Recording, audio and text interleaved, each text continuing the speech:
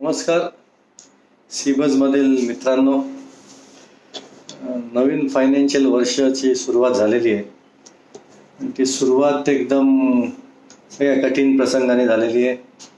Corona व्हायरसचा जो रोग आहे तो मार्चमध्येच पसरला आणि एप्रिलला जी सुरुवात होते वर्षाची ती प्रचंड दुःखाने मी नाही म्हणणार, पण खूपच वाईट वाईट गोष्टी सुरुवात झाल्या. म्हणजे जो वर्ष आपण म्हणतो की चांगल्या याने सुरुवात व्हायला पाहिजे, गुढीपाडवा जो येतो नवीन वर्षाच्या सुरुवातीला, पण करोना व्हायरस आणि लॉकडाऊनमुळे बरेच लोक डिप्रेस्ड आहेत आणि कठीण परिस्थितीत जात आहेत.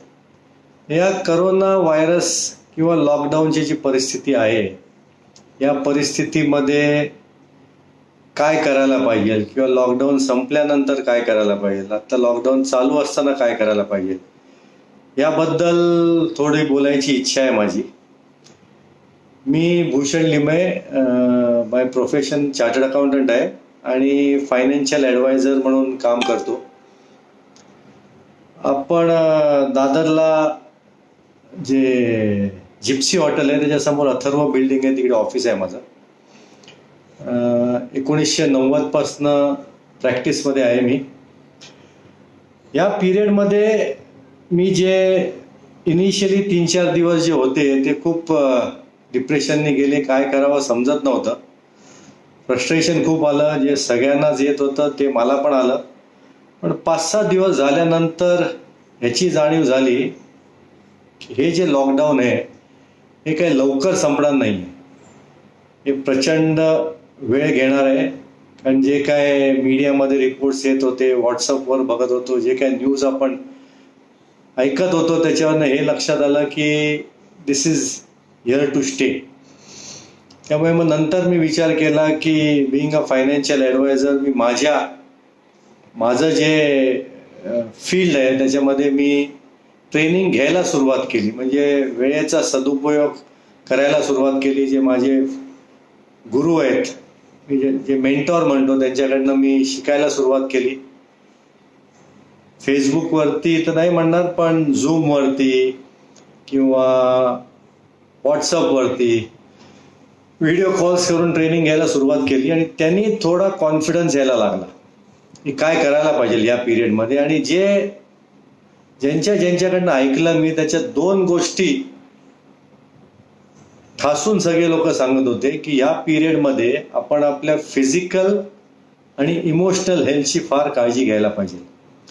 फिजिकल हेल्थची काळजी मला शाळेच्या दिवसापासून किंवा कॉलेजच्या दिवसापासून सवय आहे. जिममध्ये रेग्युलरली जातो मी. शिवाजी पार्कला राहत असल्यामुळे शिवाजी पार्कला रेग्युलरली वॉक पण होतो. पण हे अजून रेग्युलरली व्हायला पाहिजे, ह्याच्यासाठी प्रयत्न करायला लागलो. मी घरातल्या घरात चालणं सुरुवात केलं, ब्रिस्क वॉकिंग सुरुवात केलं. फॉर्च्युनेटली घरात वेट्स होती, त्यामुळे वेट एक्सरसाइजेस सुरुवात केली. आणि माझा जो एक्सपिरियन्स होता की फायनान्शियल ॲडवायझिंग मी जे करायचो, क्लायंट्सना मी जे भेटायचो रेग्युलरली, म्हणजे म्युच्युअल फंड म्हणा, लाईफ इन्शुरन्स म्हणा, मेडिक्लेम म्हणा, फिक्स डिपॉझिट्स म्हणा, या सगळ्या गोष्टीबद्दल मी क्लायंटशी बोलायचो. माझा नेहमी एक प्रश्न असायचा क्लायंटला, ज्या वेळेला मी क्लायंट्सना भेटायचो आणि माझी मीटिंग संपायला यायची, त्यावेळेला क्लायंटला मी आवर्जून एक प्रश्न विचारायचो की सर, हेल्थ के लिए आप क्या करते हो? 24 घंटे जो भगवान ने दिए हमको, उस 24 घंटे में आप कितना समय हेल्थ के प्रति अर्पित करते हो? साधारण विचार केला शेवटच्या 8 ते 10 वर्षामध्ये, तर साधारण 65 ते 70% लोक यांचं हेच उत्तर असायचं की सर, वक्त ही नहीं मिलता, हेल्थ के लिए वक्त ही नहीं मिलता. मैं बोरीवली में रहता हूँ, मैं अंधेरी में रहता हूँ, मेरा ऑफिस यहाँ पे है, ट्रैफिक में इतना वक्त जाता है, ट्रेन में इतना वक्त जाता है, घर पे शाम को लेट थके हुए आते हैं हम लोग, तो उसके बाद में फॅमिली के लिए टाइम देना पड़ता है. तो शेवटी याचा हिशोब काय की लोकांना स्वतःच्या तब्येतीकडे लक्ष द्यायला वेळच नसायचा. तर मी आठवून अशी जी लोक होती ज्यांनी मला सांगितलं होतं की तब्येतीसाठी वेळ देता येत नाही, त्यांना मी आवर्जून फोन करायला लागलो. फोन करून त्यांना विचारायचो मी जनरली इकडच्या तिकडच्या गोष्टी करून थोडा कॉन्फिडन्स बिल्डिंग मी प्रयत्न करायचो, कारण सगळेच लोक डिप्रेस होती. आणि म्हटलं खूप वाईट प्रसंग येऊन गेले, world war 1, world war 2,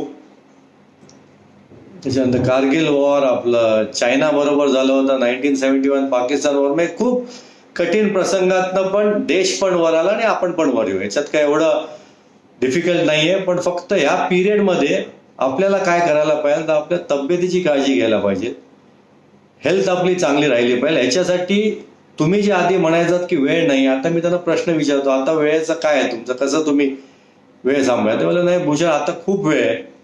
request करायचो की आत्ता तुम्ही जर का सुरुवात केलीत, 15 मिनिटं द्या, सुरुवातीला 10 मिनिटं द्या, सुरुवात करा. कारण काय आहे की बिईंग अ फायनान्शियल ॲडवायझर, मी तुमच्या पैशाच्या किंवा इन्व्हेस्टमेंटची सगळं त्याच्यावर लक्ष ठेवतोय. मी ते वाढवायचा माझा डेफिनेटली प्रयत्न असतो. तुमचं 58-60च्या वेळेला आपण चांगलं रिटायरमेंट प्लॅनिंग केलंय. मी 58 ते 60च्या एजमध्ये असं होईल की तुमच्याकडे वेळ पण असेल आणि पैसा पण असेल. ह्या दोन गोष्टीच्या बरोबर आपली ते पैसा एन्जॉय करायला आणि वेळ एन्जॉय करायला तब्येत चांगली असणं फार गरजेचं आहे. तर आत्ता असं मला वाटतं की तुम्ही जर का तब्येतीकडे लक्ष द्यायला सुरुवात केली तर डेफिनेटली तब्येत चांगली राहील तुमची.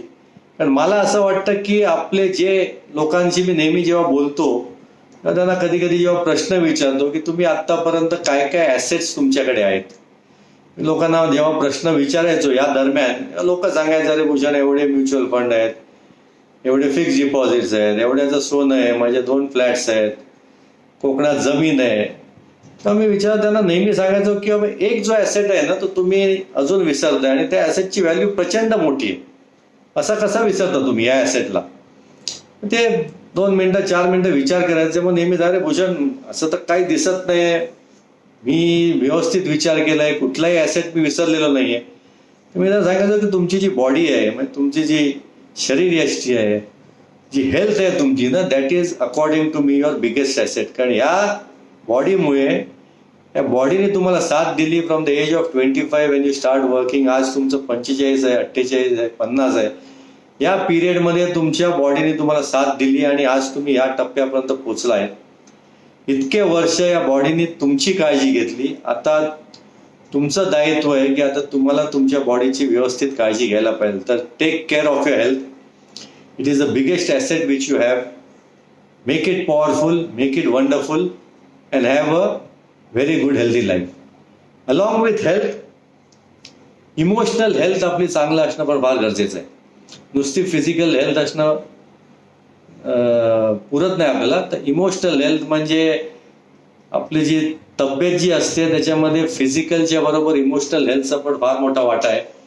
पण इमोशनल हेल्थ आय मीन आपण थोडं मेडिटेशन केलं सकाळी तर दिवसभर आपली जी विचारसरणी असते, वी रिमेन कूल.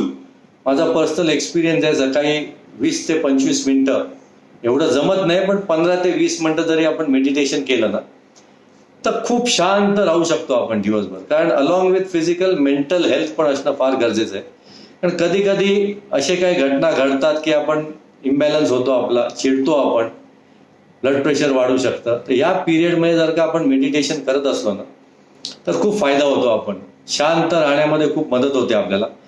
कारण मी नेहमी जे या पिरियडमध्ये खूप चांगल्या ऑडिओज वाचायची मी सुरुवात केली, ऑडिओज ऐकायची सुरुवात केली, व्हिडिओ बघायला सुरुवात केली, मेडिटेशनवरती चांगली पुस्तकं वाचायला सुरुवात केली, ज्यांनी आपले थॉट प्रोसेस खूप स्ट्रॉंग होतो.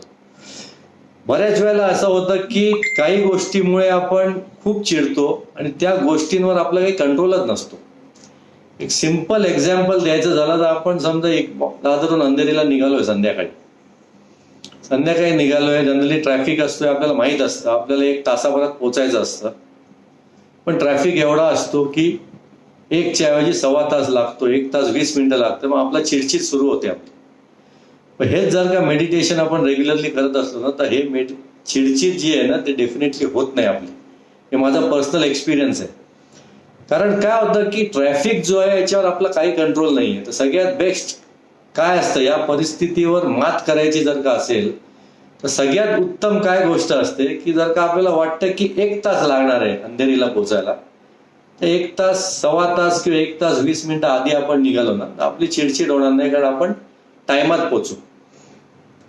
बिईंग अ फायनान्शियल ॲडवायझर, बरेच लोकांचे या लॉकडाऊनमध्ये मला फोन यायला लागले. फोन यायला हे लागले की बाबा सर, स्टॉक मार्केट खूप खाली गेलं, आपण काय करायचं. म्युच्युअल फंडची जी इन्व्हेस्टमेंट होती ती खूप खाली गेली आहे. आणि लोकांना पैशाची चणचण दिसायला लागली. मला त्यांच्या डायलॉगवरनं मला दिसायला लागली. तर मी त्यांना नेहमी आधी पण सांगायचो की as a financial advisor I always tell my clients, मी नेहमी त्यांना सांगतो की 4 ते 5 महिन्याचा जो तुमचा घर खर्च आहे, 4 ते 5 महिन्याचा घर खर्च हा कायम कॅशमध्ये तुमच्या घरी पाहिजे. बायकोकडे द्यायचे ते पैसे गोदरेजच्या कपाटात ठेवेल, आणि अशी कधी अनफोर्सिन सर्कमस्टन्सेस आल्या, येऊ नये पण आले समजा असे अनफोर्सिन सर्कमस्टन्सेस, तर त्यावेळेला आपल्याला कामाला येतं. आता काय होतं, रेग्युलर आपला इन्कम चालू असतो तेव्हा हा प्रश्न येत नाही आपल्याला, पण असं काही झालं तर आपल्याला डेफिनेटली हे मोठे प्रॉब्लेम येतात. आणि मग त्यावेळेला काय होतं की काही इन्व्हेस्टमेंटमधनं आपल्याला पैसे काढावे लागतात, आणि काही इन्व्हेस्टमेंट अशा असतात की त्या आजच्या घडीला अनफॉर्च्युनेटली स्टॉक मार्केट खाली आल्यामुळे लाख रुपयाची इन्व्हेस्टमेंटची व्हॅल्यू 70,000 झाली. 20 लाख आपण गुंतवले, त्याचे झाले 16,60,000. तर अशा वेळेला या इन्व्हेस्टमेंटमधनं जर का आपल्याला पैसे काढायला लागले तर that will be a wrong decision which you are taking. Warren Buffett नेहमी म्हणतात की लॉसमध्ये इन्व्हेस्टमेंट काढायची वेळ आली तुमच्यावर तर हे खूप चुकीचं आहे. त्यामुळे अशा आपल्या इन्व्हेस्टमेंट्स पाहिजेत. मी नेहमी सांगतो लोकांचा बॅलन्स पोर्टफोलिओ पाहिजे. सगळ्या ॲसेट क्लासमध्ये तुमची इन्व्हेस्टमेंट असणं गरजेचं आहे. तुमचं सोन्यामध्ये पण इन्व्हेस्टमेंट पाहिजे, तुमचे फिक्स्ड डिपॉझिटमध्ये पाहिजे, PPF मध्ये इन्व्हेस्टमेंट करणं गरजेचं आहे, म्युच्युअल फंडमध्ये गरजेचं आहे, लाईफ इन्शुरन्स तुमचं असणं गरजेचं आहे, मेडिक्लेम असणं गरजेचं आहे. म्हणजे सगळ्या इन्व्हेस्टमेंट्स जे अवेलेबल आहेत ना, फक्त फायनान्शियल ॲडवायझरची हेल्प घेऊन तुमच्या जसं गरजा आहेत, मी नेहमी सांगतो तुमच्या जे गोल्स आहेत फायनान्शियल गोल्स, ते तुम्ही एखाद्या फायनान्शियल ॲडवायझरला सांगितलं तर he will do a good job for you. म्हणजे मी असं म्हणत नाही की सगळ्याच गोष्टी त्यांच्या ऐका, त्यांच्याकडनं ॲडवाइस घ्या, एक सेकंड ओपिनियन घेऊ शकता तुम्ही. तर ह्या वेळेला असं वाटलं मला की ज्या लोकांनी इमर्जन्सी फंड हा क्रिएट केला नव्हता किंवा नव्हता, त्या लोकांचे खूप प्रॉब्लेम झाले. फॉर्च्युनेटली मला तो प्रश्न आला नाही, कारण इमर्जन्सी फंड मी रेग्युलरली ठेवतो, लोकांना पण ॲडवाइस करतो. तर आत्तापर्यंत जे मी बोललो तर जस्ट टू सम अप, अजून काही बोलणार आहे मी, पण सम अप, पहिलं मी म्हटलं की फिजिकल हेल्थ आपली प्रॉपर लक्ष ठेवायला पाहिजे, इमोशनल हेल्थकडे पण लक्ष ठेवायला पाहिजे, by way of meditation, by way of listening to good audios. त्याच्यानंतर इमर्जन्सी फंड आपल्याकडे कायम असणं गरजेचं आहे. मी 4 महिने म्हणतो, 5 महिने म्हणतो, त्यामध्ये इमर्जन्सी फंडमध्ये मी असं म्हणेन की आपला घर खर्च जो आहे तो तर पाहिजेच, पण प्रत्येक माणूस आज जो मी भेटतोय, जी लोक भेटतोय, तर प्रत्येक माणसाचा कुठे ना कुठेतरी EMI असतो. घराचा EMI आहे, गाडीचा EMI आहे. ते EMI जो आहे तो पण 4 ते 5 महिन्याचा EMI स्पेअर आपल्याकडे सेव्हिंग अकाउंटमध्ये किंवा FD मध्ये हे पैसे 100% पाहिजे. चौथी गोष्ट जी मला सांगायची आहे की पोस्ट लॉकडाऊन जेव्हा संपेल तेव्हा सगळे जे व्यवहार व्यवस्थित सुरुवात होतील, प्रत्येकाचा बिझनेसला सुरुवात होईल, जे नोकरदार मंडळी आहेत त्यांच्या नोकऱ्या सुरू होतील. एक गोष्ट जे आत्ता ऐकायला येत आहे किंवा बघतोय किंवा वाचतोय त्याच्यामध्ये नक्की आहे की मेजर लोकांचा इन्कम हा कमी होणार आहे. रिलायन्सच्या ग्रुपमध्ये मी ऐकलं की 30% to 50% पर्यंत सॅलरी कमी केली आहे. तर सांगायचा उद्देश हा आहे की इन्कम जो आहे, जो बिझनेस पीपल आहे, म्हणजे मी ॲज अ फायनान्शियल ॲडवायझर, माझा पण इन्कम कमी होणार आहे, हॉटेलवाल्यांचं इन्कम कमी होणार आहे, रेडीमेडवाल्यांचं इन्कम कमी होणार आहे. तर इन्कम जो प्रकार आहे तो डेफिनेटली कमी होणार आहे. आपण मेहनत करायची. ह्याच्यात ह्या सांगण्यामध्ये कुठे मी I am not being negative at all, मी निगेटिव्ह मुळीच नाही आहे, पण ही फॅक्ट आहे and we have to accept the fact. आणि फॅक्ट ऑफ लाईफ आपण ॲक्सेप्ट केली ना बऱ्याच वेळेला, तर आपल्याला त्रास जो होतो ना तो त्रास खूप कमी होतो आपल्याला. इन्कम आपलं कमी होणार आहे, तर आपल्या हातात कंट्रोलमध्ये काय आहे, तर expenses are in our control. जो आपण खर्च करतो ना तो आपल्या हातात असतो. इन्कम आपण मेहनत तर करायचीच आहे, आपण इन्कम आपला वाढेल ह्याकडे लक्ष द्यायचं आहे, पण त्याच्यावरनं खूप सारा कंट्रोल नाही, because that depends upon external factors also. काही गोष्टी आपल्या हातात नाही आहेत, तर त्याच्यावर डिपेंड असतं. त्यामुळे इन्कम आपल्या हातात नाहीये, पण खर्च जो आहे ना तो ह्या पिरियडमध्ये पुढचे 3 महिने, 6 महिने, 9 महिने हा जो काळ आहे ना, त्या पिरियडमध्ये खर्चावर खूप कंट्रोल करावा लागेल आपल्याला. मी हे म्हणत नाही खर्चावर कंट्रोल करणं म्हणजे कंजूसीने वागणं नाही, आपल्याला काटकसर करणं फार गरजेचं आहे. ह्याच्याबरोबर दुसरं अजून मी सांगू इच्छितो की एक आपण जर का सवय लावली या पिरियडमध्ये, जी खूप चांगली सवय आहे. लहानपणी मी आठवतं मला की माझे आई वडील त्यावेळेला हार्डली, जेव्हा मी शाळा कॉलेजमध्ये होतो, मला माहिती आहे हार्डली 4 ते 5 हजार रुपये पगार असेल आई वडिलांचा. आई तर हाऊसवाईफ होती, बाबांना 5 ते 6 हजार पगार असेल. पण ते घर खर्च लिहायची ना फार चांगली सवय होती. आत्ताच्या घडीला पुढच्या 1 वर्षामध्ये ही सवय प्रत्येकाने आपापल्याला लावायला पाहिजे. त्याचे फायदे अनेक आहेत. म्हणजे घर खर्च जेव्हा आपण लिहितो किंवा कुठलाही खर्च जो होईल तो एका दिवसाने 2 दिवसांनी प्रत्येकाने फॅमिली मेंबरनी संध्याकाळी 10 मिनिटं एकत्र बसून काय काय खर्च झालाय खर्च लिहिणं फार गरजेचं आहे. खर्च लिहिला तर त्याचा फायदा काय होतो की एंड ऑफ द इयर किंवा 3 महिन्यांनी 6 महिन्यांनी आपण जे मेजर हेड्स आहेत आपले, इलेक्ट्रिसिटी आहे, हॉटेलचा खर्च आहे, पेट्रोल आहे, ट्युशन फी आहे, मॉलमध्ये जातो आपला, शॉपिंग आहे, जे काय खर्च आहे, पिक्चरला जातो, नाटकाला जातो, सगळे खर्च एक व्हेरियस हेड्स आपण केले आणि लिहिले ना, एंड ऑफ द इयरला आपल्याला कळतं की कुठल्या कुठल्या गोष्टीसाठी आपण काय काय खर्च करतो. आणि जर का असं वाटलं आपल्याला की बाबा आपला जो आपण ठरवलं होता इन्कम तेवढा नाहीये आणि खर्च तर आपला खूपच होतोय, तर कुठे कुठे कमी करायचा हे जेव्हा आपण ठरवायची वेळ येते ना, तेव्हा जर का टोटल मारू आपण, त्यावेळेला आपल्याला कळतं की अरे ह्या याच्यात आपला खूप खर्च झाला, आपण कमी करू शकतो. इझिली समजू शकतं आपल्याला. हा जो खर्च लिहायची जी सवय आहे ना, त्या बाबतीत एक छोटीशी ट्रू स्टोरी आहे, ती मला तुम्हाला सांगायची. त्याच्यावरनं या गोष्टीचं महत्व अजून कळेल तुम्हाला. एक मित्र आहेत, त्यांचे वडील, माझा जो मित्र आहे त्याचे वडील, ही 1984 to 86 ची गोष्ट आहे. त्यावेळेला ती जी व्यक्ती होती त्यांना 8 ते 9 हजाराचा पगार होता. 2 मुलं होती, 6वीत आणि 8वीत. दोन्ही मुलं शाळेत जायची, पण मुलांचं नेहमी वडिलांकडे एक हट्ट असायचा की बाबा शाळेत 1-2 विषय ना नीट शिकवत नाहीत आम्हाला. तर माझे मित्र जे आहेत ते ट्युशनला जातात, प्रायव्हेट क्लासेसला जातात, तर बाबा आम्हाला क्लासला घाला ना तुम्ही.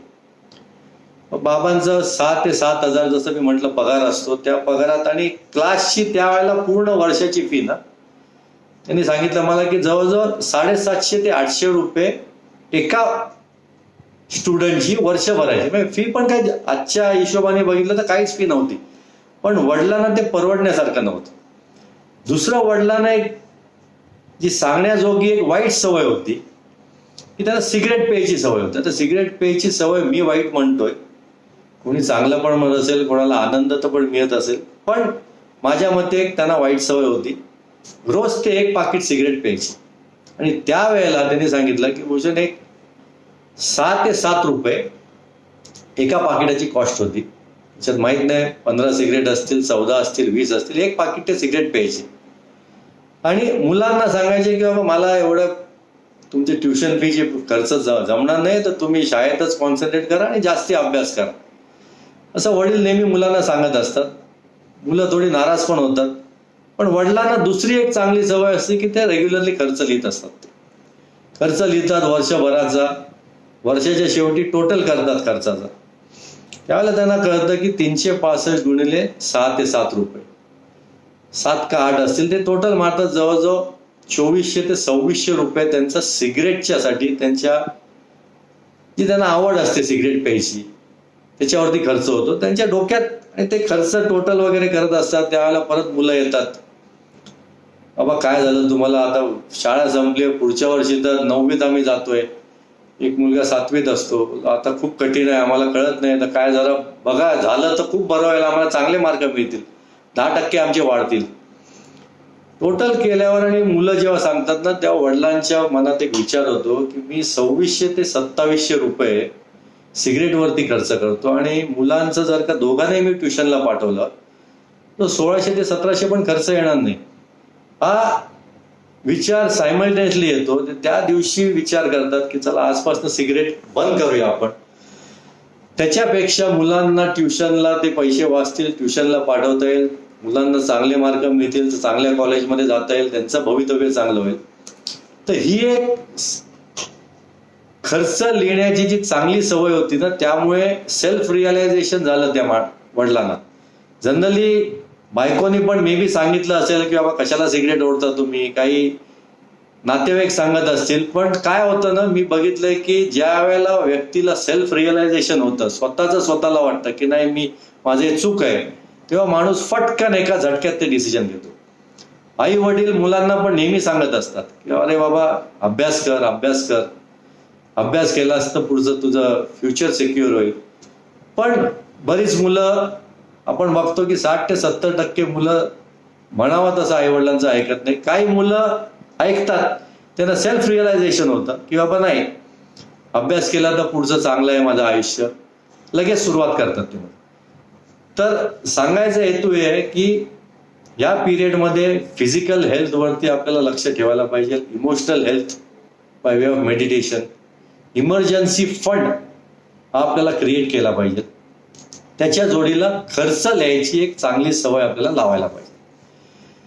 ह्याच्याबरोबर बिईंग अ फायनान्शियल ॲडवायझर, नेहमी लोक जेव्हा माझ्याकडे ॲडवाइस घ्यायला येतात तेव्हा लोकांची अपेक्षा हीच असते की भूषण असं काही प्रोडक्ट आम्हाला सांग की त्यामध्ये आम्हाला रिटर्न्स खूप चांगला मिळाला पाहिजे. प्रत्येकाची इच्छा असते, त्याच्यात ही इच्छा काय चुकीची आहे, माझी पण इच्छा असते. मी कुठेही जिथे गुंतवीत तिकडे मला रिटर्न चांगले मिळायला पाहिजे.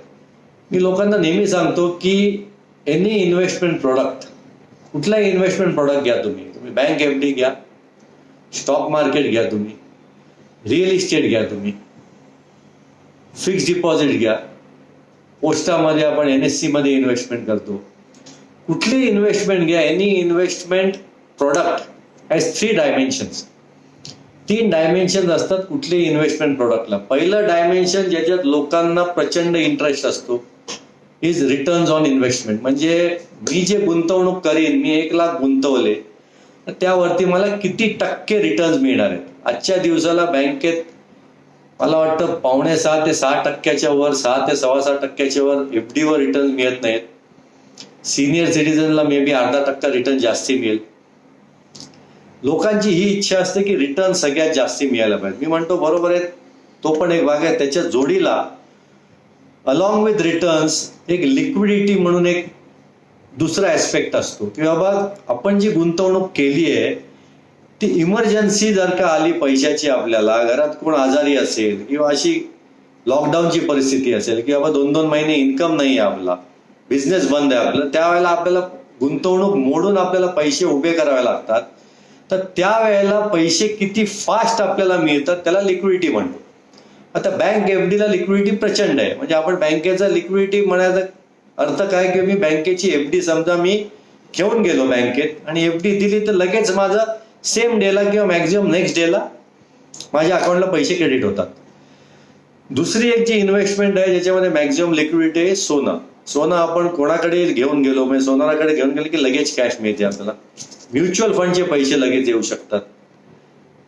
रिअल इस्टेटमध्ये आपण इन्व्हेस्टमेंट केली आहे, जर का आपण फ्लॅटमध्ये इन्व्हेस्टमेंट केली आहे, जमिनीमध्ये इन्व्हेस्टमेंट केली, तर त्याच्यामध्ये लोकांची जी अपेक्षा आहे त्याप्रमाणे रिटर्न जास्ती असतात पण लिक्विडिटी फार कमी असते. आज एखादी प्रॉपर्टी आहे माझ्याकडे, प्रॉपर्टी आहे आणि मला समजा एक 1 रूम किचन दादरमध्ये फ्लॅट आहे, मला जनरल मार्केट व्हॅल्यू त्याची आज 85 ते 90 लाख आहे, पण माझी गरज फक्त 30 लाखाची आहे, मला इमर्जन्सी आहे 30 लाखाची. तर जसं बँक एफडी मध्ये मला सेम डेला पैसे मिळतील, म्युच्युअल फंड मध्ये मला 1-2 ते 3 दिवसात पैसे मिळतील. जर का सोनं असेल माझ्याकडे तर लिक्विडिटी याला जास्ती आहे पण प्रॉपर्टीला लिक्विडिटी कमी आहे. प्लस प्रॉपर्टी अशी आहे की आपण ती मोडू शकत नाही. मला प्रॉपर्टी विकली तर 80 लाख मिळतील पण मला हवे 30 लाख. मी असं म्हणू शकत नाही अरे बाबा मी एकच 1 रूम किचन म्हणलं मी फक्त किचन विकतो, मला 30 लाख द्या. तर ते आपण तोडू पण शकत नाही. तर पहिलं मी म्हटलं होतं की रिटर्न ऑन कॅपिटल म्हणजे आपण गुंतवणूक करतो त्याच्यावर किती परतावा मिळतो आपल्याला, ह्याच्यामध्ये मॅक्झिमम लोकांना इंटरेस्ट असतो. दुसरं, लोक हे बघत नाहीत की बाबा त्याची लिक्विडिटी काय. बाबा इमर्जन्सीला पैसे मिळाले ना तर इमिजिएट पैसे मिळाले पाहिजेत, मला लिक्विडिटी पण पाहिजे त्या प्रॉडक्टला. आणि तिसरं सगळ्यात इम्पॉर्टंट जे असतं ना, जे लिक्विडिटीच्या सोबत जे रिटर्न्स आहे त्याच्यासोबत सेफ्टी. हे लोक जास्ती याच्यावर विचार करत नाही की बाबा मी जे इन्व्हेस्टमेंट करतोय ती सेफ आहे का. What I mean by safe is, समजा मी 100 रुपये गुंतवले आणि मला पैसे हवे असतील तर त्या इन्व्हेस्टमेंटचे मला कमीत कमी 100 रुपये तरी मिळतील की नाही. माझी जी मुद्दल आहे, माझं जे कॅपिटल आहे ते मला मिळेल की नाही, ह्या गोष्टीचा पण विचार करणं फार गरजेचं आहे.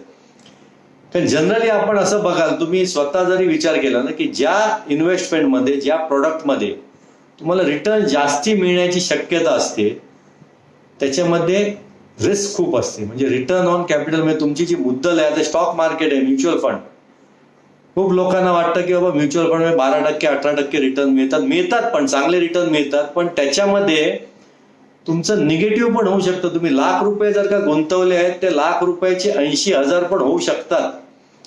हे जे आहे ना, हे फायनान्शियल ऍडवायझर कित्येक वेळेला सांगत नाहीत क्लायंटला. याचं मला वाईट वाटतं. मी पण फायनान्शियल ऍडवायझर, एका कॉईनच्या दोन्ही बाजू सांगणं फार गरजेचं आहे. लोक फक्त प्रॉडक्ट विकण्यासाठी सांगतात, अरे याच्यात 10% मिळतील, तुम्हाला 12% मिळतील, 14 मिळतील, 16 मिळतील, पण ह्याच्यामध्ये तुमचे ₹1,00,000 80,000 पण होऊ शकतात जर का स्टॉक मार्केट खाली गेलं तर. हे अनफॉर्च्युनेटली 100 पैकी 60 ते 70 जे माझे कलिग्स आहे ते सांगत नाही. हे सांगणं फार गरजेचं आहे. सगळ्याच्या प्लस मायनस बाजू आहेत नाही, क्लायंटला सांगायला पाहिजे त्यांना. माझी जी पद्धत आहे ना ऍडवायझिंगची, जेव्हा मी क्लायंटकडे जातो, फर्स्ट टाइम जेव्हा जातो किंवा नंतर जातो, I don't go to sell any product. मी प्रयत्न करतो की क्लायंटला एज्युकेट करावं. आता एज्युकेट करावं या वाक्यामधनं चुकीचा अर्थ काढायचा नाही. एज्युकेट म्हणजे मी असं म्हणत नाही की त्यांना काय माहिती नाही, पण बिईंग अ फायनान्शियल ऍडवायझर, मी या व्यवसायामध्ये 20 ते 25 वर्ष आहे. इतके वर्ष मी खूप लोकांकडनं ट्रेनिंग घेतोय, तर I feel I am better equipped to guide. आजच्या दिवसाला बघितलं तर आपल्या देशामध्ये लाखो प्रोडक्ट्स आहेत जिथे आपण गुंतवणूक करू शकतो, पण कुठले प्रोडक्ट गरजेप्रमाणे. मी नेहमी लोकांना सांगतो की तुमच्या ज्या फायनान्शियल नीड्स आहेत ना, त्या पहिल्या जोपर्यंत मला कळत नाही तोपर्यंत मी कुठलाच प्रोडक्ट तुम्हाला ऍडवाइस करू शकत नाही.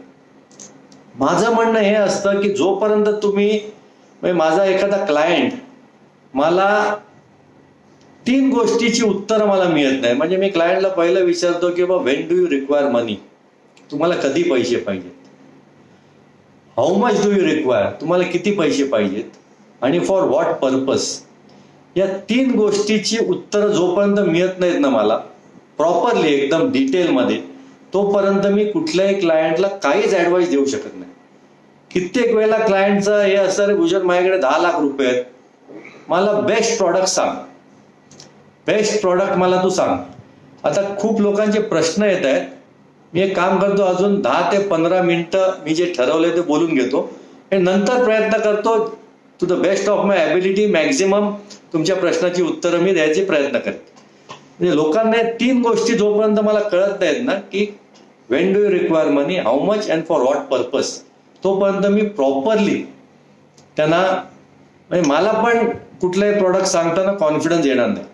या 3 गोष्टी मला कळल्या की I am in a better position की कुठला प्रॉडक्ट द्यावा. म्हणजे लॉंग टर्म गोल्स असतील, एखाद्या व्यक्तीला 15 वर्षानंतर पैसे हवे असतील तर मग मी डेफिनेटली त्याला म्युच्युअल फंड किंवा स्टॉक मार्केटची इन्व्हेस्टमेंट सांगू शकतो.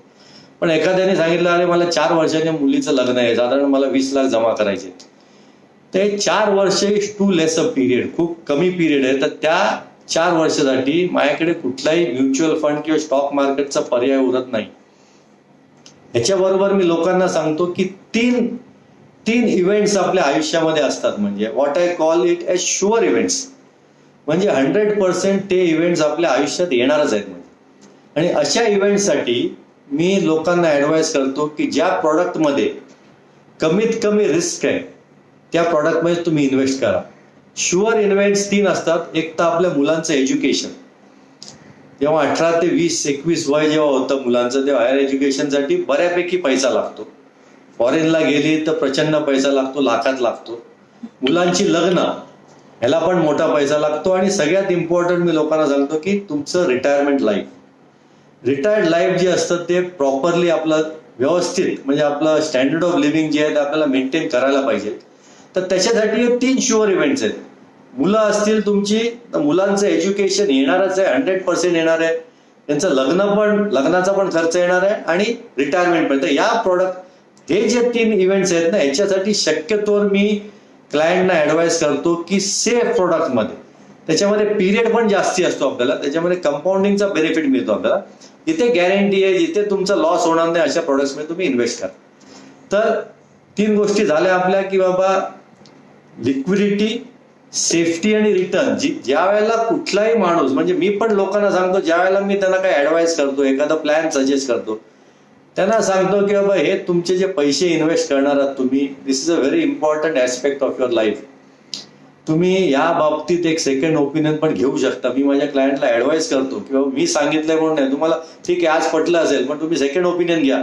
उद्या चुकून घरात एखादा आपला कोण जवळचा व्यक्ती आहे, त्याची बायपास सांगितली डॉक्टरनी, तर आपण सेकंड ओपिनियन घेतो ना डॉक्टरचं. जसं bypass operation is an important aspect आहे, त्याच्याबद्दल आपण काळजी घेतो, तसं फायनान्स पण खूप इम्पॉर्टंट ऍस्पेक्ट आहे तुमच्या आयुष्याचा.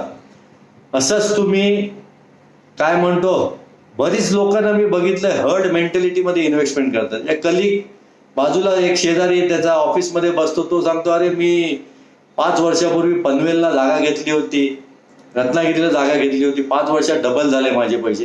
हा पण लगेच पनवेल अलिबागला फिरतो. म्हणजे हर्ड मेंटॅलिटीने आपण इन्व्हेस्टमेंट करायची नाही. खूप शांत विचाराने तुमचे जे कोण ओळखीचे आहेत फायनान्स मधले जे तज्ज्ञ आहेत, ज्यांना कळतं, त्यांना पण विचारा तुम्ही. आणि या गोष्टीचा विचार करून, प्रॉपर विचार करून तुम्ही इन्व्हेस्टमेंट कराल ना, तर डेफिनेटली बरोबर.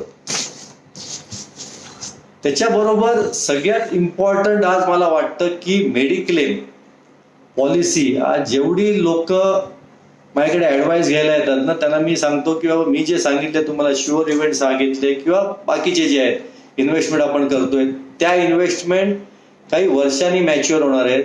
त्या ज्या तुमचे जे गोल्स आहेत ना, ते काही वर्षांनी फायनान्शियल गोल्स अचीव्ह होणार आहेत. पण आजची गरज जी सगळ्यात इम्पॉर्टंट आहे is mediclaim. Having a good mediclaim policy today is very important according to me. म्हणजे मी त्यांना सांगतो की आजच्या आज डिसिजन घ्या तुम्ही की चांगल्या कंपनीची प्रॉपर मेडिक्लेम पॉलिसी सगळ्या फॅमिली मेंबर्सची असणं फार गरजेचं आहे. मी बघितलं की माझं आजच्या घडीला आय एम अराउंड 57-58 वय आहे माझं.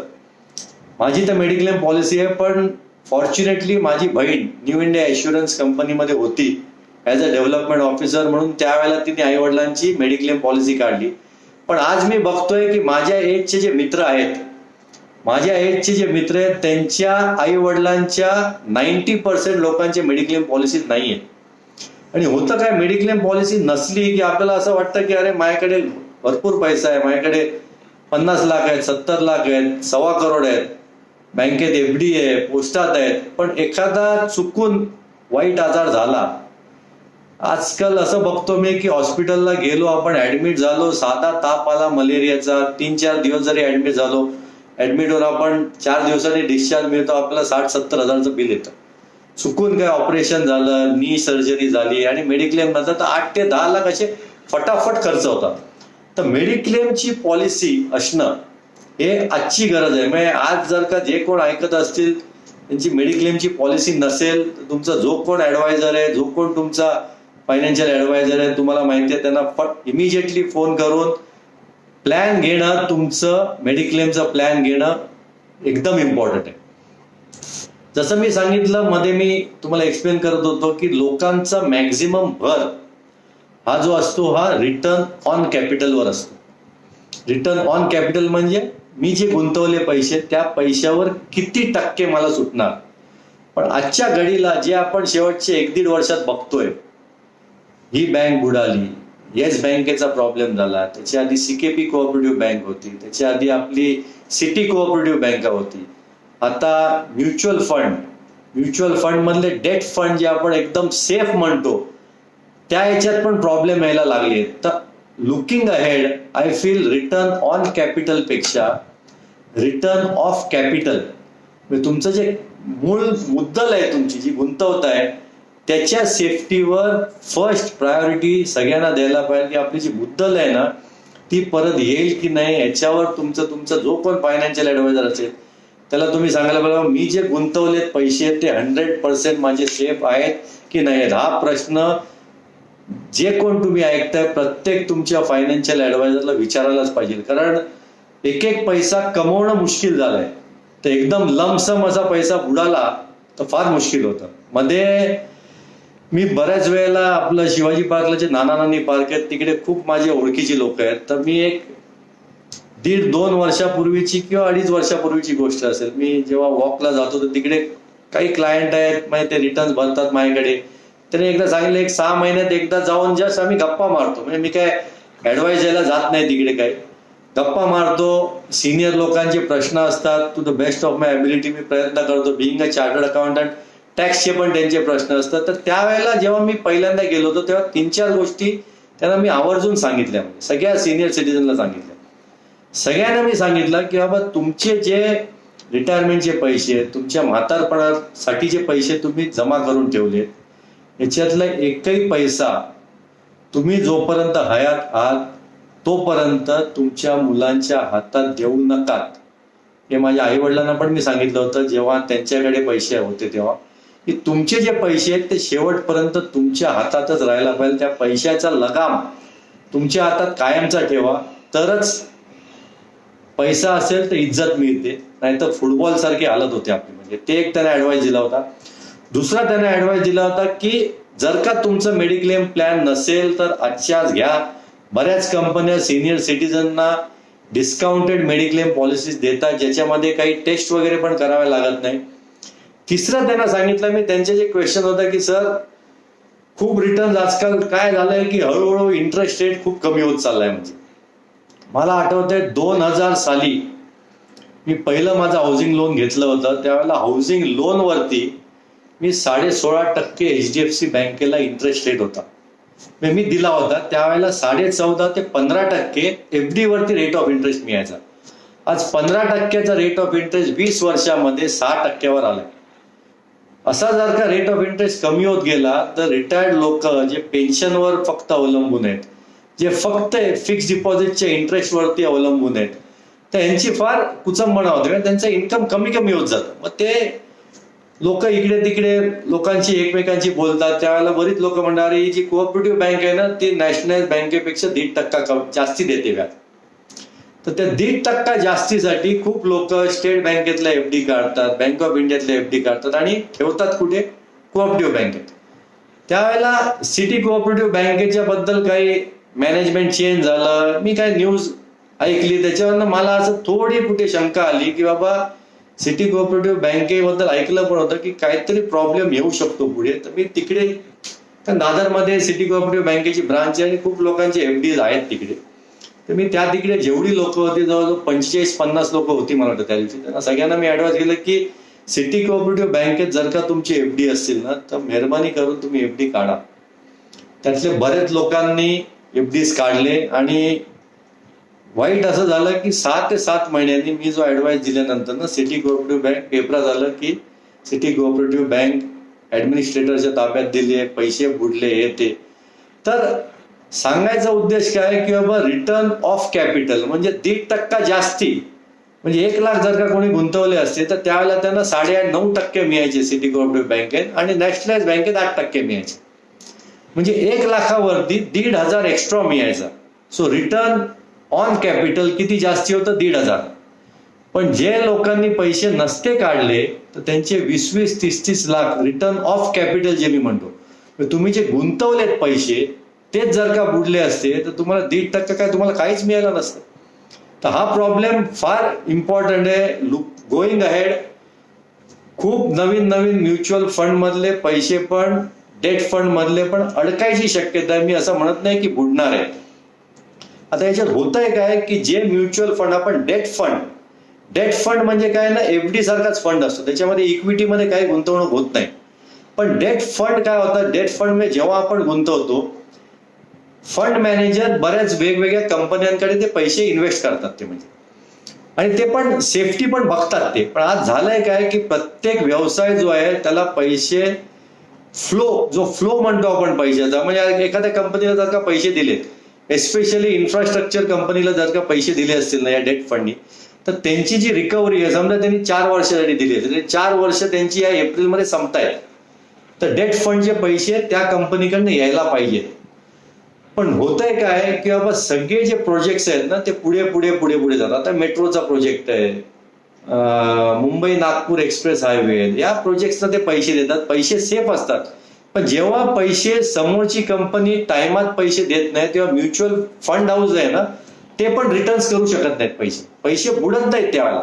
पण त्यावेळेला काय होतं, जर का पैसे काढायचा ओघ वाढला आणि म्युच्युअल फंडकडे तेवढे पैसे नसले तर एक मार्केटमध्ये घबराट होते.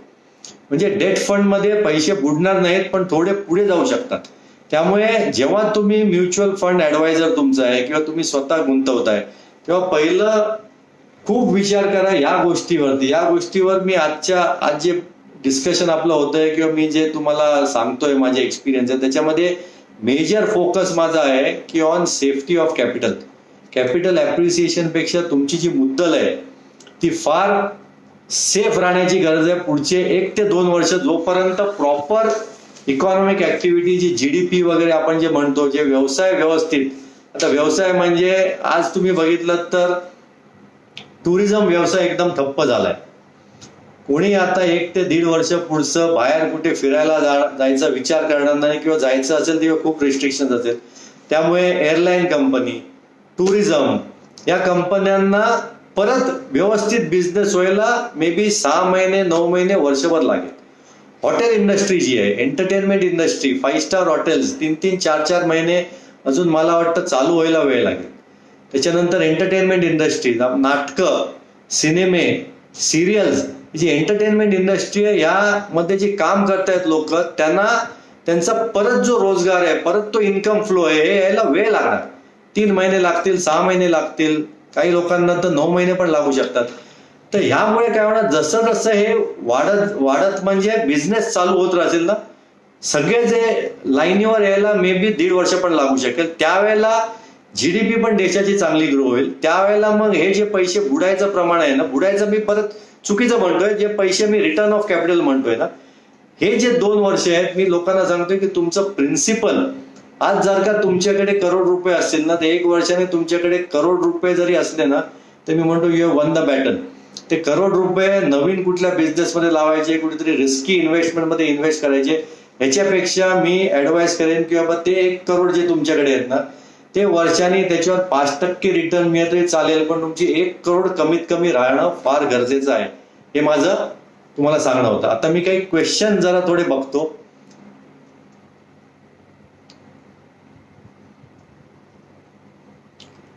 ते एक क्वेश्चन होता की शेअर मार्केट सुधारायला किती कालावधी लागेल. आता ह्याचं उत्तर देणं फार डिफिकल्ट आहे. म्हणजे असं विचारण्यासारखं आहे की लॉकडाऊन कधी संपेल. म्हणजे ह्या गोष्टी खूप, लॉकडाऊन तरी लवकर संपेल पण शेअर मार्केट सुधारायला खूप वेळ लागणार. कारण या शेअर मार्केट जे पडलंय ना, ते टोटल जागतिक शेअर मार्केट पडलेलं आहे, नुसतं आपलं पडलेलं नाही. टोटल जगामध्ये business activity has come to a standstill, म्हणजे काही बिझनेसच नाहीयेत.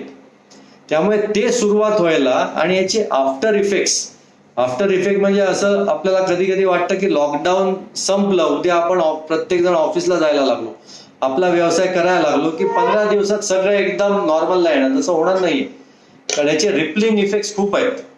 सिंपल एक्झाम्पल देतो की बाबा आज जर का एक हॉटेल आहे, कुठलंही हॉटेल घ्या तुम्ही, सिंपल एखादं उडीपी हॉटेल आहे, त्या हॉटेलमध्ये याच काम करणारे लोक आहेत. 2-2 महिने हॉटेल जर का बंद असेल तर त्या मालकाला पण पगार देणं फार डिफिकल्ट होणार आहे. म्हणजे ट्रॅव्हल इंडस्ट्री जी आहे ती नुसती ट्रॅव्हल इंडस्ट्री आपण म्हणतो त्यावेळेला आपण नुसते फ्लाईट बुकिंग म्हणतो आपण. त्या फ्लाईट बुकिंगच्या बरोबर ते बुकिंग जे ट्रॅव्हल एजंट्स आहेत ते आहेत. आपण दुसऱ्या देशात जेव्हा जातो तिकडची हॉटेल्स आहेत, तिकडचे बुकिंगची लोक आहेत, तिकडचे टूर गाईड्स आहेत, एअरपोर्ट्स आहेत, एअरपोर्ट्सवरची जी सगळी दुकानं आहेत, दुकानं म्हणण्यापेक्षा जे रेंटवर घेतलेली आहेत सगळे शॉप्स आहेत ती आहेत, म्हणजे एका इंडस्ट्रीवरती लाखो लोक डिपेंडेंट आहेत. आपण ऐकलं असेल की रिलायन्स कंपनीने डिक्लेअर केलं की टॉप मॅनेजमेंट जी आहे त्यांची, टॉप मॅनेजमेंट म्हणजे ज्यांचा पगार 10 लाखाच्या वर आहे त्यांना स्ट्रेट पुढचे 6 महिन्यासाठी 30% to 50% रिडक्शन केलेलं आहे त्यांचं सॅलरीमध्ये. आजच मी दुबईमधल्या 2-3 मित्रांशी बोलत होतो, तिकडे पण 3 लोकांशी बोललो, त्याच्यातला एक जण म्हणाला भूषण माझं 15% सॅलरी कमी झाली आहे, आणि माझा एक कलिग आहे, मी दुसऱ्या मित्राबद्दल तो बोलला अरे भूषण त्याला नोकरीवरनच कमी करण्यात आलंय. म्हणजे त्यामुळे परिस्थिती डिफिकल्ट आहे पुढची, आणि त्या डिफिकल्ट परिस्थितीवर मात करायची असेल तर सगळ्यात उत्तम इलाज म्हणजे आपला खर्च कमी करायचा, खर्चावर कंट्रोल ठेवायचा. आणि जर का आपण पुढच्या 2-3 महिन्यात 6 महिन्यात काही मोठा खर्च ठरवला होता, समजा आधी चला गाडी चेंज करायची, नवीन गाडी घ्यायची, 6 वर्ष झाली आहेत, 6 वर्ष झाली, 7 वर्ष झाली की जनरली आपण गाडी चेंज करतो, नवीन गाडी घेतो, तर तो डिसिजन आपल्याला वर्षभर पोस्टपोन करावा लागेल. घर रिनोव्हेट करायचं आपल्याला, तो पण डिसिजन पोस्टपोन करावा लागेल. कारण आज पैसा गाठीशी राखून ठेवणं, लिक्विड कॅश आपल्याकडे असणं फार गरजेचं आहे. कारण लिक्विड कॅश असेल आपल्याकडे तर इन केस ऑफ इमर्जन्सी ना रात्री आपल्याला झोप लागेल. आपल्याकडे कॅश असेल आणि आपल्याला माहिती आहे बाबा 2 दिवसांनी माझा EMI येतो एक 60,000चा, पण मला माहिती आहे माझ्या अकाउंटमध्ये आहेत 3 लाख. पण लिक्विडिटी नसेल तर माणसाला रात्रीची झोप उडते, आणि झोप उडली की आपली त्याच्यावर तब्येतीवर पण इफेक्ट होतो. तर सांगायचा उद्देश आहे की शेअर मार्केट सुधारायला वेळ लागेल, पण जर का, हे पण मी ऍडवाइस करतो लोकांना की जर का आज तुमच्याकडे काही इन्व्हेस्टमेंटसाठी पैसे असतील आणि तुम्हाला ते 6 ते 7 वर्षांनी जर का हवे असतील पैसे, तर आज दिस इज द राईट टाइम. तुमचे डेफिनेटली 2 ते 2.5 पट होतील. दुसरा एक क्वेश्चन होता प्रीती पोद्दार मॅडमचा की निदान SIP भरणे स्टॉप करणं योग्य आहे का की चालू असू दे. मी तरी माझ्या सगळ्या क्लायंटना आणि माझ्या पण स्वतःचे SIP मी चालू ठेवलेले आहेत. कारण जेव्हा मार्केट पडलं ना त्याच्या आधी सेन्सेक्स जवळजवळ 42,000च्या आसपास होता, त्याच्यानंतर तो आला 26,000 पर्यंत, आणि आता तो जवळजवळ 31-32,000 पर्यंत आहे. आज जर का आता काही लोकांचं कसं झालंय की बाबा पगारच कमी झालाय त्यांचा, म्हणजे तुमच्याकडे इन्व्हेस्टमेंट करायला समजा पैशाची चणचण असेल तर तुम्ही SIP स्टॉप करू शकता. पण जर का तुमच्याकडे पैसे आहेत इन्व्हेस्ट करायला, तुमचा रेग्युलर जो बिझनेस आहे त्याच्यामध्ये खूप काय तुमचं 10 ते 20% फक्त इन्फ्लो कमी झालाय तुमचा, आणि you can afford to continue your SIP, तर this is the right time to continue the SIP. SIP बंद करणं will not be a good strategy. कारण आज काय होतंय, SIP जी प्रत्येक महिन्याला परचेस करतोय ना आपण, ती स्वस्तात करतोय. आता सिंपल तुम्ही एक्झाम्पल घ्या की 42-46,000ला सोनं गेलं होतं. आत्ता जेव्हा सगळं डाऊटफुल कंडिशन जेव्हा होती, स्टॉक मार्केट खाली होतं, खूप गोंधळ होता, तेव्हा सोनं 46,000ला गेलं होतं. मी अजून एक ऍडवाइस करेन की मी लोकांना अलॉंग विथ दिस फायनान्शियल ऍडवायझिंग जे मी करतो, लोकांना हे पण मी एक ऍडवाइस करतो जे मी स्वतः पण फॉलो करतो, की तुम्ही जी काही इन्व्हेस्टमेंट करताय वर्षाला, धरून चला तुम्ही 1 लाख रुपये वर्षाला सेव्हिंग करत असाल, म्युच्युअल फंड असेल, लाईफ इन्शुरन्स तुमचा प्रीमियम असेल, पोस्टात असेल, कुठेही करत असाल तुम्ही, FD असेल, त्याच्यातले 10% इन्व्हेस्टमेंट ही दरवर्षी सोन्यामध्ये व्हायलाच पाहिजे, irrespective of the rate of gold.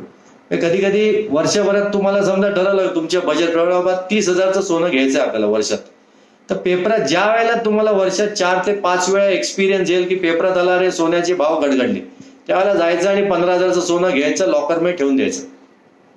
हे करण्यामागचा उद्देश काय आहे, तुम्ही जर का थोडं गुगलमध्ये गेलात आणि बघितलं तर मी माझं एक्झाम्पल देतो. मी जेव्हा म्हटलं की मी जेव्हा शाळेत होतो आणि आई वडील सगळं सांभाळ करत होते घराचे, जेव्हा वडिलांचा पगार 7,000 रुपये होता आणि आमचा घर खर्च 6,000 होता, त्यावेळेला 10 ग्रॅम सोन्याचा रेट होता 6,000, म्हणजे 6,000 रुपयाला 10 ग्रॅम सोनं मिळायचं. तुम्ही हे बघा की साधारण जो आपला महिन्याचा खर्च असतो ना, ऍव्हरेज मी म्हणतो एक मिडल क्लास फॅमिलीचा जो घर खर्च, त्या घर खर्चामध्ये मी हॉटेलिंग, फॉरेन ट्रिप, खूप मौज मजा पकडत नाही, जो आपला घर खर्च म्हणजे महिन्याचं खाणं पिणं, इलेक्ट्रिकचं बिल, हा जो घर खर्च जो असतो ना साधारण 2+2च्या फॅमिलीचा, तेवढा 10 ग्रॅम सोन्याचं व्हॅल्यू असते. आज जर का 40 ग्रॅम आहे, आज थोडी जास्ती आहे, पण ॲव्हरेज पकडा तुम्ही 40,000 रुपीजला आपल्याला 10 ग्रॅम सोनं येतं. तर आज मी ॲव्हरेज तुम्ही विचारलात ना कोणाला, नवरा बायकोने 2 मुलं, तर त्यांचा साधारण 40,000चा खर्च असतो महिन्याचा. कोणी हाय प्रोफाईल असतील त्यांची जास्ती, पण I am talking about average. त्यामुळे 10 ग्रॅम सोनं हे इट गोज अलॉंग विथ महिन्याचा खर्च तुमचा. म्हणजे मी ज्या वेळेला लहान होतो त्यावेळेला आमचा जेव्हा 6,000 खर्च होता महिन्याचा घराचा, त्यावेळेला 6,000 रुपये तोळा जे म्हणतो आपण 10 ग्रॅमचं. ज्या वेळेला 20,000 होता आमचा त्यावेळेला 20,000 मध्ये 10 ग्रॅम यायचं. तर सोन्यामध्ये पण इन्व्हेस्टमेंट रेग्युलरली करणं फार गरजेचं आहे. 10% of your annual savings has to go in gold investment कमीत कमी. Do you mean that even mutual fund are at risk now, should be move out of mutual fund? नाही, आज तुमची म्युच्युअल फंडची जी इन्व्हेस्टमेंट चालू आहे, आज जर का म्युच्युअल फंड मधून तुमचे पैसे काढले तर 10 पैकी 7 लोक निगेटिव्ह मध्ये बाहेर निघतील. म्हणजे तुमची जर का 50,000ची गुंतवणूक असेल, त्याची आज व्हॅल्यू 40-42,000 झाली असेल, तर आज म्युच्युअल फंड मधनं बाहेर निघणं उचित नाहीये. तुम्ही कंटिन्यू करणं गरजेचं आहे, कारण इकडनं मार्केट वर जाणार. फक्त कधी जाणार ना हा प्रश्न neither I can say or nor even Nirmala Sitharaman जे आपल्या फायनान्स मिनिस्टर आहेत ना, त्या पण सांगू शकत नाही मार्केट कधी वर जाईल. पण वर जाणार. जी वस्तू खाली येते ती वर जाणार आहे, जी वर गेलेली असते ती खाली येते. हा नियम आहे, नेचरचा नियम आहे. त्यामुळे तुम्ही ह्या घडीला SIP स्टॉप करणं चुकीचं आहे. मी तर लोकांना सांगतो की ज्या लोकांची इन्व्हेस्टमेंट आज आहे त्यांच्याकडे इन्व्हेस्टेबल सरप्लस आहे, तर this is the right time to start an SIP. SIP करायला बेस्ट पिरियड आहे, कारण तुमची आज जी पर्चेसिंग होणार आहे एव्हरी मंथला ना, हे परचेस तुमचं कमी व्हॅल्यूला होणार आहे, कारण मार्केट खाली आहे, तुम्हाला युनिट जास्ती मिळणार आहे. फक्त एक मी ऍडवाइस नेहमी करतो, जी लोक SIP मध्ये इन्व्हेस्टमेंट करतात, की तुमची ही जी इन्व्हेस्टमेंट आहे ना, कमीत कमी 6 ते 7 वर्ष हे पैसे तुमचे नाही आहेत हे समजूनच इन्व्हेस्टमेंट करा. 6 ते 7 वर्ष तुम्ही थांबायची तुमची ताकद असेल, वेटिंग तुमची कपॅसिटी असेल, तरच इन्व्हेस्टमेंट करा. तुम्हाला 3 वर्षांनी पैसे हवे असतील, 4 वर्षांनी कुठल्या गोष्टीसाठी पैसे हवे असतील, तर म्युच्युअल फंड, स्टॉक मार्केट हे तुमच्यासाठी नाहीये. लॉंग टर्म इन्व्हेस्टमेंट असाल तुम्ही, पेशन्स असेल तुमच्या. मी नेहमी सांगतो, म्युच्युअल फंड इन्व्हेस्टमेंट जो करायला येतो त्याला मी एक प्रश्न विचारतो, तुझे शिर्डींच्या साईबाबांवर विश्वास आहे का तुझा? तर का शिर्डीचे साईबाबा त्यावेळेला सांगून ठेवलं होतं की म्युच्युअल फंड मध्ये इन्व्हेस्टमेंट करायचं असेल ना, तर श्रद्धा आणि सबुरी असणं गरजेचं आहे. श्रद्धा, जो तुम्ही ऍडवायझर, तुमचा ऍडवायझर आहे, त्याच्या बाबतीत तुम्ही प्रॉपर काय म्हणतो मार्केटमध्ये बघा की बाबा याचा ऍडवाइस चांगला असतो की नाही. आणि तुमची सबुरी म्हणजे पेशन्स असणं फार गरजेचं आहे. तुमच्या ऍडवायझर वरती तुमची श्रद्धा असणं गरजेचं आहे आणि पेशन्स असणं गरजेचं आहे. या 2 गोष्टी असतील तरच तुम्ही इन्व्हेस्टमेंट करा. आणि आजकाल काय माहिती ना, की गुगल वरती तुम्हाला भरपूर गोष्टी, समजा तुमच्या ऍडवायझरने सांगितलं की बाबा या म्युच्युअल फंड मध्ये इन्व्हेस्टमेंट करा, तुम्ही गुगलवर जा, तो म्युच्युअल फंड टाका, तुम्हाला समजेल तिकडे 4 स्टार किंवा 5 स्टार फंड त्याला रेटिंग नसेल तरच जा तुम्ही त्या फंडच्या मागे, नाहीतर तुम्ही दुसरा फंड पण सजेस्ट करू शकता. म्हणजे सो तुम्ही पण तुमचं होमवर्क करू शकता की पैसे तुमचे आहेत, तुमचे पैसे आहेत. उद्या मार्केट खाली गेलं तर म्युच्युअल फंड ऍडवायझर मार्केट खाली गेलं तर काही करू शकत नाही, पण त्याचं कर्तृत्व कुठे असतं की चांगला फंड सिलेक्ट करून तुम्हाला ऍडवाइस करणं ना, हे म्युच्युअल फंड ऍडवायझरचं काम आहे. So as on today I would say it is wrong to stop SIP. जे SIP चालू आहेत त्या कंटिन्यू करणं, त्याच्यामधनंच तुम्हाला जास्ती फायदा होणार आहे, लवकर फायदा होईल. नवीन SIP पण तुमच्याकडे जर का इन्व्हेस्टेबल सरप्लस असेल तर नवीन SIP पण करू शकता तुम्ही ऍडवायजेबल. आणि आत्ता पैसे तुमचे काढायचे असतील, तुम्हाला इमर्जन्सी असेल, तर बाकीचे जे इन्व्हेस्टमेंट आहेत ना त्याच्यातनं पहिलं बघा. तुम्ही तुमची FD असेल तर FD पहिले मोडा तुम्ही. तुमच्याकडे समजा LIC पॉलिसीज असतील तर त्याच्यावर लोन घ्या तुम्ही, पैशाची इमर्जन्सी असेल तर. पण म्युच्युअल फंड आत्ता मोडू नका तुम्ही, डोंट विड्रॉ. कारण आत्ता असं तुम्ही मोडाल आणि मार्केट वर गेलं तर तुम्हाला असं वाटेल की अरे मी का मोडले. 3 ते 4 महिन्यात ज्या वेळेला लॉकडाऊन संपेल ऑल ओव्हर इंडियामध्ये, त्या न्यूजनीच फटकन मार्केट 1.5 ते 2,000च्या सेन्सेक्सनी वर जाईल. बिकॉज मार्केट हे जे आहे ना, हे इकॉनॉमिक ऍक्टिव्हिटीचं स्लो डाऊन आहे, पण स्टॉक मार्केट हे इमोशन्सवर खूप जातं. इमोशन्स खूप असतात, इमोशन्स डाऊन पण होतात, तसे इमोशन्स हाय पण असतात. ज्या वेळेला लॉकडाऊन कम्प्लीट इंडियामध्ये लॉकडाऊन नाही आहे ही घोषणा जेव्हा होईल ना, त्यावेळेला emotional emotionally people will be on a very high, त्यावेळेला फटकन मार्केट वर जाईल. त्यामुळे this is a wrong time to stop SIP and move out of the market. दुसरे काही प्रश्न असतील तर बघतो मी.